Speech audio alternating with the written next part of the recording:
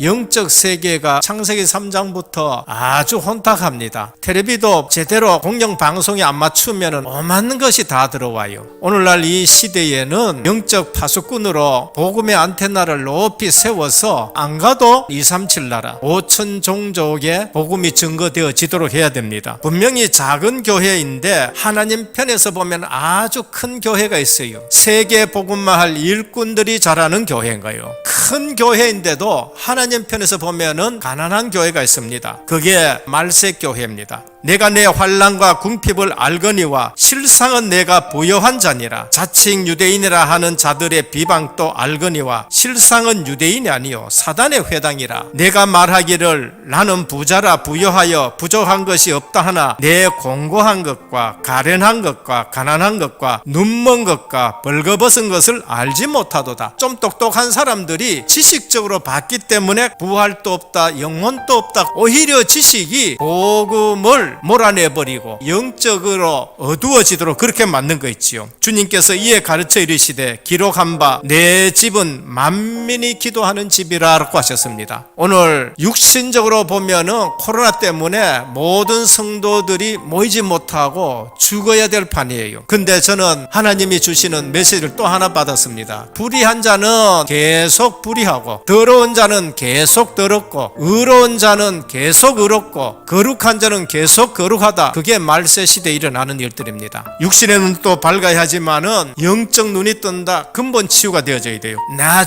중심에서 하나님 중심으로 돌아가게 하는 것이 그게 복음인 것입니다. 시급한 치유가 있습니다. 겉으로는 정치인들이 움직이는 것 같지만은 전도 선교 세계 복음화 중심으로 지구를 움직이신 줄 보시기를 바랍니다. 본격적인 치유가 있습니다. 세상 일 중심에서 하나님의 일 중심입니다. 예수는 믿는데 세상 일에만 열심히 하다가 죽을 때 은혜로 구원받는 일에만 참여한다. 부끄러운 구원이 되는 거예요. 오늘 여리고성을 볼 때에 영 안에 안 뜨여지면은 문제 오면 문제에 싸잡혀 버려요. 뭐 때문에 우리 앞에 여리고성이 있느냐? 이유를 발견하면은 하나님이 길을 열어주시고 승리를 주십니다. 아브라함이 넌 본토 친척 아비 집을 떠나라 하는데 정확한 이유를 잘 몰랐는 겁니다. 근데 흉년이 들어서 애부에 내려가가 가정의 사건 터져가지고 다시 가나안 땅에 올라옵니다. 하나님이 계속 교육시키면서 이유를 발견했는 거예요. 모리아 산에 가서 독자 이삭을 가지고 제사를 드려라. 그렇게 드려도 분명히 하나님은 한 민족을 이루겠다 하셨으니까 이삭을 살려주실 것이다. 더 큰 이유를 잡았습니다. 우리 죽을 자리에 예수 그리스도가 대신 준비됐다는 것을 보게 되는 거예요. 아브라함 자신과 이삭 같이 하나님의 이유를 붙들었습니다. 모세는 어릴 때부터 복음의 이유를 들었습니다. 미디안에 가가지고 고생하면서 어느 날 하나님이 말씀하시는데 80년 만에 깨달은 것입니다. 왕궁에 있어도 미디안에 가 있어도 이유를 발견해야 유익한 것입니다. 반드시 여리고를 무너뜨려야 될 이유입니다. 애굽의 조롱 속에서 살 수가 없습니다. 구원은 받았지만은 훈련만 계속 받을 수가 없는 겁니다. 내가 내려가서 그들을 애굽의 손에서 건져내고 그들을 그 땅에서 인도해서 아름답고 광대한 땅, 젖과 꿀이 흐르는 땅, 영적으로는 하나님의 말씀이지만은 육신적으로는 그 땅에서 나는 곡식을 가지고 살라 그렇게 말씀하는 것입니다. 내가 너를 바로에게 보내어 너에게 내 백성 이스라엘 자손을 애굽에서 인도하여 내게 하리라. 가나안 땅의 권리, 국토, 가정, 기본권을 회복하기 위해서 여리고성이 무너져야 된다는 걸 알아야 됩니다. 내가 그들에게 주리라고 그들의 조상들에게 맹세한 땅에 그들이 들어가서 그것을 차지하리라. 역사성 있는 신앙이 되어야 돼요. 사도들의 가르침을 받아 그 위에 주님이 교회를 세우셨다 해요. 그런 의미에서 부모의 신앙이 중요하다는, 더 중요한 것은 영적인 이유입니다. 그 땅에 그리스도를 보내겠다.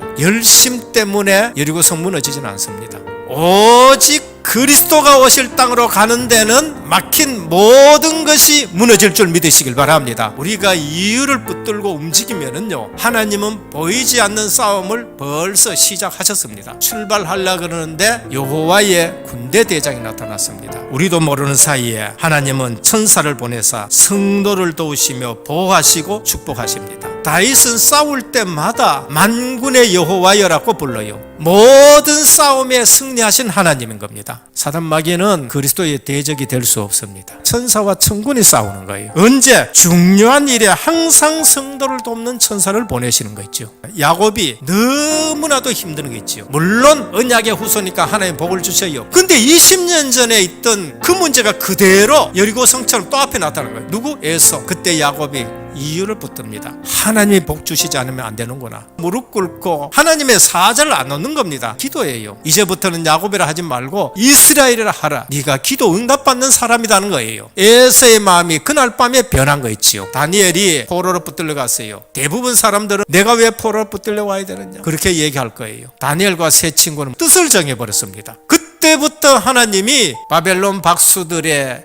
10배의 지혜를 주시고요. 왕 앞에 세워가지고 역사의 왕은 하나님인 것을 가르쳐 주는 거 있죠. 성도가 위기를 만났을 때 주의 천사를 보냅니다. 나라가 망하게 됐을 때 성전에서 가서 기도할 때에 주의 사자 한 명이 그날 밤에 아수르 18만을 전부 멸했었습니다. 하나님의 뜻이 이루어지는 데는 반드시 천사와 천군이 동원되어져요. 모든 천사들은 섬기는 영으로 구원받을 상속자를 위하여 섬기라고 보내심이 아니냐. 능력이 있어 여호와의 말씀을 행하며 그의 말씀의 소리를 듣는 천사들이요 그에게 수종들며 그의 뜻을 행하는 모든 천군이여 라고 말합니다. 그렇다면 오늘부터 아무것도 염려하지 말고 오직 모든 일에 기도와 간구로 너희 구할 것을 감사함으로 하나님께 아뢰기를 주님의 이름으로 축원합니다. 성도는 언약의 예배 드릴 때에 모든 재앙이 넘어간 줄 믿으시길 바랍니다. 이 시대에 나의 가정의 교회 직장에 열리고 있습니다. 이유를 붙잡으면은 하나님이 영적으로 작업을 하셔가지고 무너지게 하실 줄 믿으시길 바랍니다. 기회를 놓치지 말아야 돼요. 38년 전에 기회를 줬는데 여호수아 갈렙밖에 영안이 안 열려서 못 봤습니다.